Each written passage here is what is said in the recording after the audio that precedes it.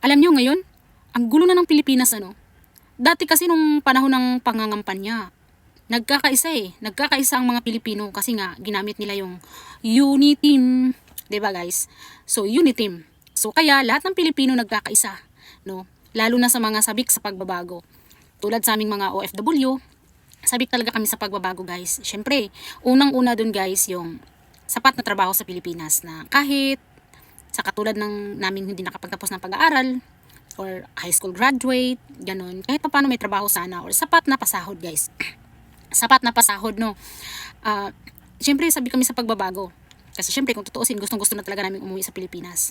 Kasi wala kasi talagang mga opportunity doon tulad ng trabaho, 'di ba? Yung sahod, mahal ang bilihin, maliit ang sahod, 'di ba? Mababa yung pasahod. So, dito kasi sa ibang bansa, guys, kahit papaano malaki-laki ang sahod, natutustusan yung pamilya sa Pilipinas, at kahit papaano guys, nakakapundar guys, pag nasa abroad ka. Unlike pag nasa Pilipinas ka lang, konti lang ang pasahod doon. Ang malaki lang naman sahod doon guys is yung mga professional talaga, di ba? So expect na natin yung mga doktor, mga engineer, ganun. So tulad naming mga ordinaryong tao lang, di ba? Na mahirap ang buhay, na lumaki sa hirap guys.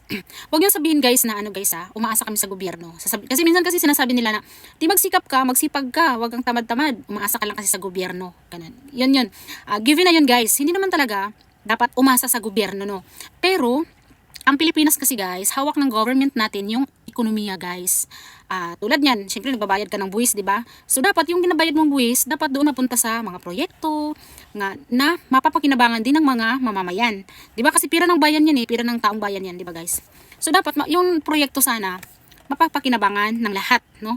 Hindi lang napapakinabangan ng mga walang mga trabaho, umaasa sa purpose or umaasa sa akap. Hindi dapat ganun kasi kawawa naman yung nagtatrabaho na nagbabayad ng buwis, pero ang hirap-hirap nilang makakuha ng hindi sila makabayad, hindi sila makasali sa purpose. Kasi nga maayos yung buhay nila, simentado yung bahay nila, kumpleto sila ng gamit, hindi sila makasali sa purpose, sa akap kasi nga angat yung tingin sa kanila no, kasi parang hindi naman to naghirap, sige hindi to kasali, pero nagbabayad ng buwis yun, di ba? Parang ang napaka-unfair na doon napunta. So dapat patas sana, 'di ba? Patas. Lalo na sana bibigyan ng dapat mas bibigyan ng pagkakataon yung mga may trabaho at nagbabayad ng buwis, guys.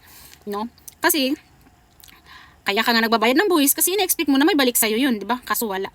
At saka guys, mayaman ang Pilipinas. Mayaman yung bansa natin kung tutuusin, no? Kung hindi lang sana kurakot yung nasa gobyerno. Mayaman talaga. Naniniwala ako, guys, kasi isipin mo, bilyon-bilyon nga yung nakukurakot nila, trilyon-trilyon nga yung nakukurakot nila. So ibig sabihin, mayaman, 'di ba? Hawak ng gobyerno yung bansa natin, guys, kung paano paunlarin. Yung mga sarili natin, mahirap tayong paunlarin yung sarili natin kung tulad niyan, wala masyadong opportunity sa Pilipinas. Kasi guys, ganito yun. Kunwari, mga magsasaka. Masisipag naman yung mga magsasaka di ba? Kung napapansin nyo guys, yung mga magsasaka, nagsikap, magtanim ng mga produkto, di ba? Tapos, ang mahal ng mga fertilizer. Tapos, mahal ng fertilizer, malaki na yung nagastos nila sa farm nila. Tapos, pagdating ng anihan, mura na lang yung bili sa kanila. Tulad ng kalabasa. Piso na lang ang bili ng kilo sa kanila. Pero kung binibili mo siya sa market, umaabot ng 60 to 80 ang kilo, 90 pa nga Kaya nasib ko, parang kawawa lagi yung magsasaka no. Tulad nun guys, 'di ba? Masisipag madiskarte ang mga Pilipino guys. Kulang lang talaga tayo sa sa magandang opportunity sa Pilipinas. Tulad niyan, mga magsasaka, piso lang ang tanggap sa kanila or kuha sa kanila ng kalabasa. Example lang 'yun ha. Pero sa kanila pa yung tracking papuntang market, ang layo nun. 'Di ba? So, yung kita nila na piso na lang yung kilo, sa kanila pa yung tracking, wala nang mapunta sa kanila. 'Di ba? Kasi sana dapat kasi sana tulungan yung mga magsasaka na bigyan ng siguro sa probinsya, bigyan ng mga sasakyan na mahakot man lang yung produkto nila galing sa farm papuntang market, yung mga ganun. Malaking tulong yun, 'di ba, guys? Kaya naniniwala ako, guys, na hindi mo rin masabi na hindi ka aasa sa gobyerno, lalo na nahawak nila kung paano paunlarin yung bansa natin. No, sila ang may kapangyarihan na yung mga batas na ginagawa nila. Siguro ay pagbawal na yung maraming anak, 'di ba? Wag na muna tayong magmarami ng anak, lalo na hindi mo naman pala kayang pakainin, 'di ba? Kung hindi mo kayang buhayin, wag na lang kasi isa 'yun sa nagpapahirap. Alam ko blessings yung baby, guys, blessings. Pero pag sinilang mo lang naman daw siya sa mundo, tapos pahirapan mo ng pahirapan, 'di ba? Kawawa rin, guys. Kaya okay lang naman mag-control muna, wag na lang kung hindi naman kayang pakainin. So isa 'yun. So kontrolado muna natin sa anak, wag mo nang mag-anak ng marami hangga't mahirap, di ba? Mahirap talagang buhay, ganun. Tapos, yung gobyerno kasi, sa kanila lahat ng batas. Kaya nagtataka talaga ako na, lahat yung nakipag-argue sa akin na, bakit ka kasi inaasa mo sa gobyerno lahat, di ba ganun guys. Sa aming mga OFW guys, ang hiling lang namin sapat na trabaho, murang bilihin sa Pilipinas. Siguro yung sahod ng tao, ipantay lang din naman sa bilihin na kaya rin mabuhay yung pamilya, di ba guys? Kasi kung sa probinsya namin guys, 395 lang ang araw nun. Per day ng mga workers or employee guys, 395 lang, no? Tapos ang isang kilo ng isda is 200 pesos. Tapos yung, or kaya 100, 120, 150. Tapos bigas pa guys. Tapos ilang beses kang kumain sa 3 araw, 3. At least 3, di ba guys? Wala na merienda nun. Tapos may asawa at anak kang pinapakain. Tapos mamasahe ka pa papunta sa trabaho mo. Ano pang natira sa'yo guys? Wala na. Short ka na talaga, di ba? Sana pinapantay man lang yung trabaho, ang sahod, at saka yung bilihin guys. Kasi dito sa Hong Kong no, napansin ko, malaki ang ano nila dito pasahod. Tapos yung bilihin nila is mura. Ang sahod nila dito kahit waiter ka lang sa isang restaurant is 40,000 a month, dollar 'yon. Pero ang mga pagkain dito, mga bilihin guys is nasa mga $40, $30 yung pagkain, yung magkumain ka sa restaurant, ganun. 30, mayroon pang ang $29, ganun. Ganun sa kanila dito. Pero malaki ang pasahod dito. Ganun guys, no. Iniisip ko lang guys na I don't think so na hindi kayang gawa ng gobyerno natin yan ng paraan. Hindi ako naniniwala na hindi nila nagagawa ng paraan. Kasi nga, marami akong nabalitaan na nawawalang pera. 'Di ba? Nakukurakot na pera. So, sana punta yun. 'Di ba marami na sana yung nagagawa, 'di ba? Ang hirap magsalita guys kasi sa tulad kong isa lang naman din akong ordinaryong Pilipino. Wala naman akong boses. Kahit magsalita ako dito sa Facebook guys. Wala namang makikinig sa akin. Siguro may ilang maniniwala sa akin at mag-agree na, tama ka, 'di ba? Pero hanggang doon lang tayo. Wala tayong boses guys. Wala tayong sapat na kapangyarihan kahit mag-iingay-ingay ka sa Facebook, 'di ba? Wala tayong sapat na kapangyarihan para diringgin yung mga hinanaing natin. Dahil hindi na ako makapagsalita. Kasi yung mga nagrarally nga dun sa kalsada, hindi nila pinapansin, hinahayaan nga lang. Ang dami-dami nila, 'di ba, guys? Na nagsasuggest sila kung anong dapat gawin ng gobyerno, dapat ganito kasi sobrang hirap na guys. Sa totoo lang guys, yun yung sa akin, no? Hawak tayo ng gobyerno. Na hawak yung paano paunlarin, paano payamanin yung bansa, hawak ng gobyerno yun, no? Kaya dati si Duterte nakikita natin, uy, ang ganda ng pamamalakad niya. Marami siyang nagawang project. May COVID pa yun na.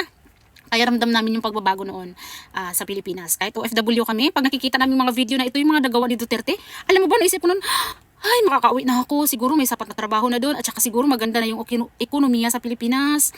Ito na, di ba ganun yun? Alam mo yung mga pag-asa nating mga OFW na mag-undad na ang Pilipinas. May sapat na trabaho, maraming opportunity, na hindi ka mahirapan pag-uwi doon. 'Di ba? Para sa ating mga OFW, yun guys. Malaking opportunity na hinahangad natin sana, pinangarap natin dahil tayo bumoto tayo ng binoto natin yung unity team, guys. Alam niyo ba dito sa Hong Kong, guys, ha? I-share ko lang. Nung kasagsagan ng pangangampanya, guys, as in sigaw na sigaw ako dito ng BBM Sara, guys. Kasi nga, unity team kasi yun, iniisip ko na ang ganda siguro ng patakbo ng Pilipinas kasi nga nag-partner yung dalawang anak ng magagaling na presidente. Kasi alam ko dati si Marcos magaling. Yun ang pagkaalam ko, no? Pero parang iniisip ko kaya ngayon na magaling ba talaga yung Marcos noon o iba, baka naman magaling talaga yung Marcos noon tapos hindi lang talaga doon nagmana yung anak, parang ganoon guys. Tapos ngayon guys, iniisip ko na bakit parang nung biglang nagkagulo yung vice president at saka yung presidente guys, parang lahat ng pinangarap or inaasam-asam ng mga Pilipino na pagbabago biglang na boom, biglang nawala guys, biglang nawala ng pag-asa, biglang mas malala pa pala to. Akala ko mas malala pa pala to sa mga nagdaang presidente. Akala namin ito na yung pagbabago, tuloy-tuloy na yung pagbabago. Pero wala pala. Kaya guys, minsan nakakatamad ng bumoto, no? Ngayon ngayong parang hindi ko na nga alam kung boboto pa ako, hindi ko na rin alam talaga gagawin ko eh. Pero kung magpresidente si Sara Duterte, siguro magboboto ko siya, guys. Pero ang gulo ng Pilipinas, guys, no?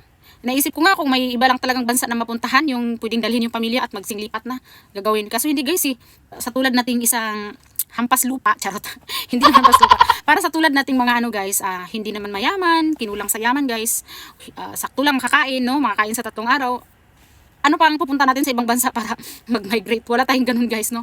Wala tayong kakayahan, wala tayong kayamanan para gawin yun. So as in sa Pilipinas lang talaga tayo. So sa yun lang naman sa aming mga OFW or sa mga kapwa ko mga tawag doon, yung mga simpleng mamamayan, mga Pilipino guys, na yun lang talaga yung hangad namin na pagbabago na maging mura ang bilihin, sapat na trabaho, maganda ang takbo ng ekonomiya sa Pilipinas, yun lang, 'di ba? At saka yun sana yun yung ano ko, nakikita ko na maraming anak sa ano mga binabalita sa Facebook, maraming anak umaabot ng tag 12. Meron pa akong narinig na ang anak nila is 17. Sobrang hirap. Binalita yun siya sa ano, binalita yun sa isang palabas sa TV. 17 yung anak. Huwag naman sana. Isisipin din natin na ano lang yung kaya nating buhayin, kaya lang nating palakihin, pagpaaralin. Yun lang. Doon lang siguro. No? Huwag na nating dagdagan, tapos kawawa lang din. Sila lang din ang mahihirapan eh. Yun talaga, masasabi ko talaga na kasalanan na natin yun kasi hindi natin iniisip na kinabukasan nila. Sa atin na yun kasalanan, no? Pero yung gobyerno ngayon, nakurakot, at saka kung ano-ano lang ang marami nang nakurakot, mga sarap-sarap sa labain. Yun. Ibang usapan yun. Ibang usapan din yung mga hirap na nga sa buhay, nag-anak pa ng 17 piraso, di ba? Ibang usapan yun, iba din yun sa gobyerno natin. Ang gobyerno sana gawin nila yung part nila, tapos yung tayong mga simpleng mamamayan, kung ano lang kaya natin, yun lang kaya nating anakin, gawin natin yung part natin, di ba? Magkaiba kasi yun, guys. Kaya yun lang, guys, sinare ko lang sa inyo. Thank you for watching.